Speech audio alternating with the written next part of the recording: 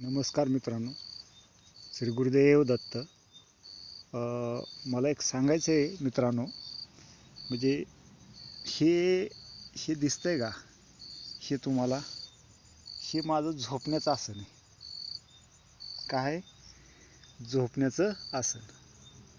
मी इथं झोपतो. हे माझे नवनाथ आहेत, गुरुदत्त आहेत, हे बाळूमामा आहेत, इथं स्वामी आहेत, इथं ब्रह्मा विष्णू महेश आहेत, सर्व देव आहेत माझ्यासोबत.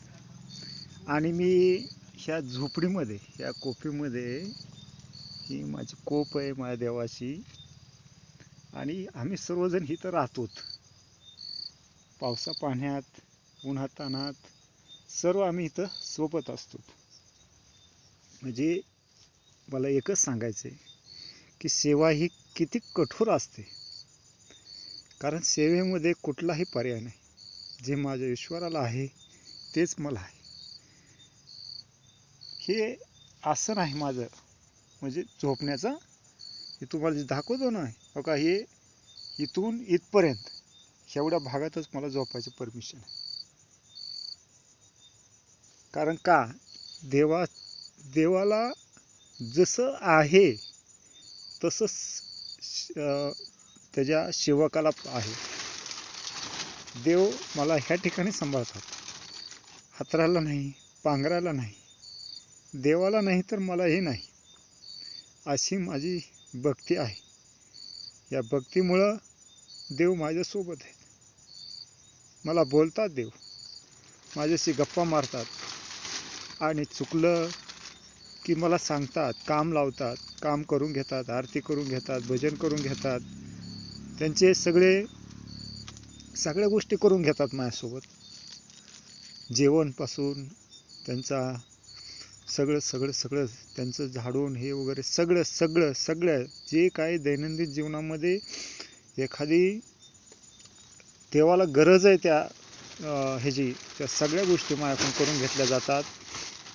जेवण करून घेतलं जातं, प्रसाद दिला जातो, अगरबत्ती लावली जाते, उदबत्ती लावली जाते, स्तुती घातली जाते, आरती ओवाळली जाते, स्वच्छता राखली जाते, स्वच्छ पाण्यानं सर्व पुसलं जातं.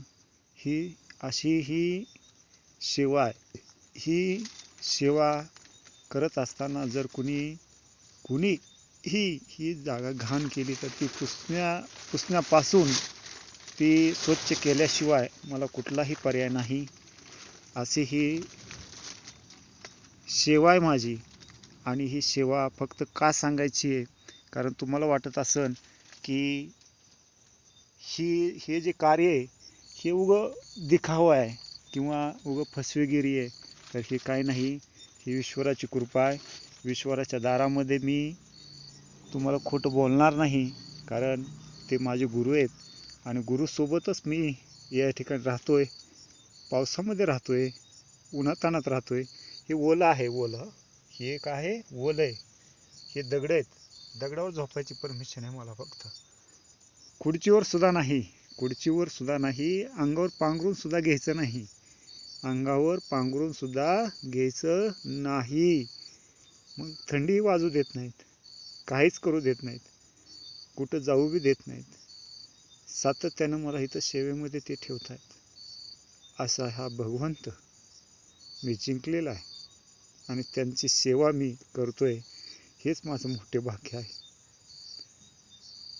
तुम्हाला एवढं सांगायचं का आहे?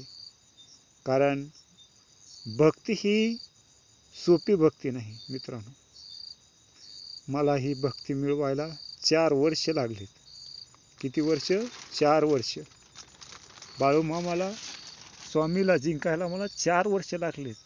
स्वामीचा आदेशानंतर मी नवनाथाकडे आलो, दत्तगुरूकडे आलो, बाळूमामाकडे गेलो. हे अशा प्रकारे मी सर्व देवांची भेट घेतली. देव आले माझ्याजवळ, माझ्याकडून सेवा करून घेतात, माझ्याकडून ते सगळं काम करून घेतात. इथं सगळं मी सेवक आहे, त्यांच्या दारातला सेवक बनलोय आणि सेवा करतोय मी माझ्या देवाची. त्याच्यामुळं मला भीची काही गरज नाही. असा हा माझा भक्तीचा जो गड आहे तो मी तयार केलेला आहे. हे फक्त तुमच्यापर्यंत पोहोचायचं आहे. की ईश्वर कुठे आहे? ईश्वर हे स्वच्छतेत आहे, चांगल्या मनात आहे, चांगल्या भावनेत आहे. जर तुमची चांगली भावना असेल तर ईश्वर नक्कीच भेट देतो, नक्कीच भेट देतो. भक्ती फक्त सुंदर पाहिजे, स्वच्छ पाहिजे आणि एकनिष्ठतेची पाहिजे. जर एकनिष्ठतेनं तुम्ही भक्ती केली तर ईश्वर नेहमी तुम्हाला काय देतो? दर्शन देतो. आणि त्याचं दर्शन हे भाग्यवंताला मिळतं, त्याच्या व्यतिरिक्त कुणाला मिळत नाही. कारण अनेकांना नकळत पाप करतात, अनेकांना सेवा माहीत नाही कशा करायच्या. देवाची सेवा माहीत नाही, घरची सेवा माहीत नाही, दारची सेवा माहीत नाही, कुठली जेवायची सुद्धा सेवा माहीत नाही हो. जेव्हा सुद्धा चुकीच्या पद्धतीने जेवते, देवाच्या दारात गेले चुकीच्या पद्धतीनं कामं करतेत, अस्वच्छता करतेत, घाण कपडे घालतेत, घाण बोलतेत, घाण म्हणजे सर्व त्यांच्या मनामध्ये घाणेरडपणा आहे. आणि तिथं देव राहत नाही. देव राहतो स्वच्छतेच ठिकाणी. स्वच्छ राहा, सुंदर राहा, नक्की तुम्हाला देव दर्शन देईन, ही माझी कळकळीची विनंती आहे. कारण तुम्हाला वाटत असेल आज ह्याने भगवे कपडे घातले, उद्याच्याला काय करतोय, उद्याच्याला काय करतोय, हे रानात राहतोय, हे वनात राहतोय, हे काही बी खातोय. अरे असं नाही. देव जे सांगते तेच आणावं लागतंय, तेच खावं लागतंय. डेकूर दिला की पुन्हा खायची परमिशन नाही बाबांनो. मला एक वंजळभरच खायची परमिशन आहे. मग मला सांगा बरं, देवाच्या पुढं मला कसं जाता येईल? देव सांगतात कुठली दिशेला जायचंय, कुठल्या दिशेला जायचं नाही, हे सर्व सर्व सर्व सर्व सांगतात, संचारतात अंगामध्ये ते. आणि सर्व दिशा ते स्वच्छ करण्याचा प्रयत्न करतात. कुठलीही गोष्ट अडचणीत येऊ देत नाहीत, संकट सोडवितात, मित्रपणा सांगतात. पुन्हा नंतर मित्रासारखं जोपासतात, आईवडिलासारखं जोपासतात. झोपायला कुठे? मी देवाच्या दारात आहे, देवाच्या सोबत आहे मी झोपायला. त्याच्यामुळं मला भीती वाटत नाही. श्री गुरुदेव दत्त.